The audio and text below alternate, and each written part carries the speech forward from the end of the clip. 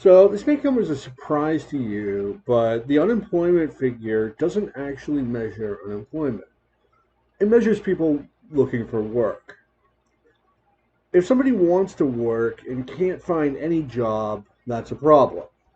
If somebody can find a job but only wants to do a specific type of job, that's not really a problem. That's them being picky, which is their right, uh, but it's not really an issue that needs to be solved. That's their choice, right? So there is an issue with unemployment, in particular among low skilled workers. You might have heard people complaining about how every entry level job wants 3 years of experience, and these jobs get hundreds of applicants. Well, this is why the minimum wage. It's priced out true entry level work, and the only thing available is what's after that, which is work with a few years of experience. You see, the way the minimum wage works is it's purely prohibitory. It just makes it illegal to hire someone of a certain skill level or lower. It doesn't raise anyone's wages. That's an illusion. It just makes it difficult for low skilled workers to get jobs. And this is a big problem because one of the best ways to increase your marketable skills is through working. This also makes things like nepotism and having connections in general more important. If your parents are someone important, they might have friends who will employ you as a favor, but if you're just a nobody, then you're out of luck. A lot of people don't even believe that these low skilled workers exist, people that are priced out of the labor market by the minimum wage. Because those people are able bodied, they have a good network, they're wealthy or from a wealthy ish background. They don't have a criminal record, they're native born, they speak the language. For them, finding work has always been easy, so they assume it's the same for everybody. I guess you could add the conventionally good looking, you know. And the truth is, most people do have many marketable skills, so it's easy for them to find work at or above the minimum wage. But some people don't. And for them, it's impossible. This is a policy that stamps a boot on the face of the most disadvantaged individuals in society. The minimum wage is just a heinous, heinous policy. All right, so back to monetary policy, or onward to on monetary policy. Conventional thinking in the media and among modern economists and politicians is that the central bank runs a careful balance between inflation and unemployment. You can either print money and boost the economy and have low unemployment, but then you run the risk of high inflation, or you can raise interest rates and fight inflation, but then you might end up with high unemployment and maybe a recession. The problem with this analysis is that it's complete and utter nonsense. There's really no connection between interest rates and unemployment. There is no trade off. It's all nonsense based on theoretically unsound theories advanced by Keynes in his work General Theory.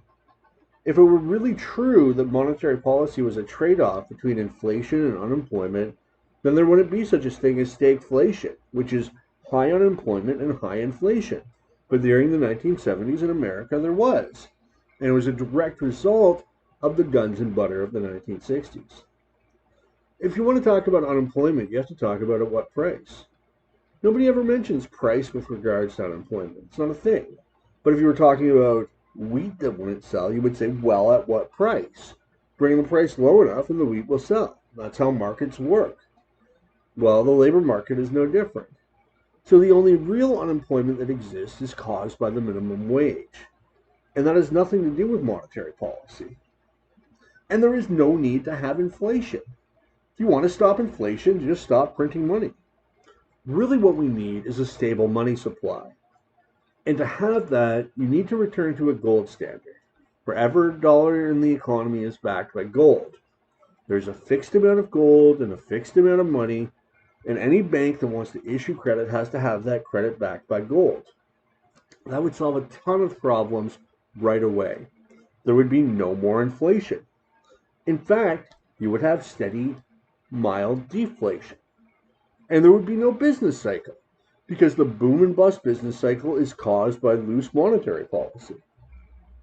Another huge benefit to the gold standard is that it would really rein in government spending, which is another big drag on the economy. You see, the engine of wealth is the market economy, people producing and selling stuff. Sure, there are some big benefits to education, healthcare, and infrastructure, which have been largely taken over by the state. Less so with healthcare, but even there you have considerable government control. Although the whole post secondary situation is really screwed up, precisely because it is so highly subsidized. Basically, the whole thing is a waste of time and money, mostly taxpayers' money.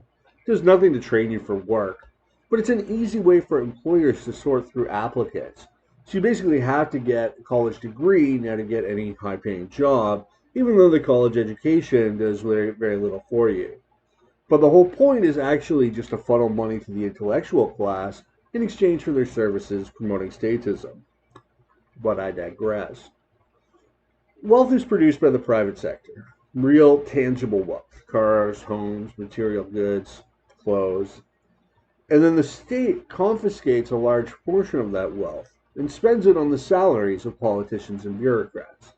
The public gets some marginal benefits from the government schools, which are pretty awful and extremely expensive, and the roads and what have you. But most of the money is spent on public sector salaries, payoffs to special interest groups, the military industrial complex, green energy boondoggles, and all the other scams. So the more government spending, the less money there is in the hands of the economic class, private sector workers and businessmen. So that means lower standards of living and less savings. Conversely, the lower government spending, the better a standard of living the economic class can enjoy, and or the more money they can save and reinvest in the economy, creating new businesses and new jobs and producing more wealth, or reinvesting in existing enterprises. At the end of the day, what we need is laissez-faire. Limited government, sound money, deregulate and cut taxes and spending. Get the government out of the way so we can enjoy steady prosperity and an economy that works for everyone.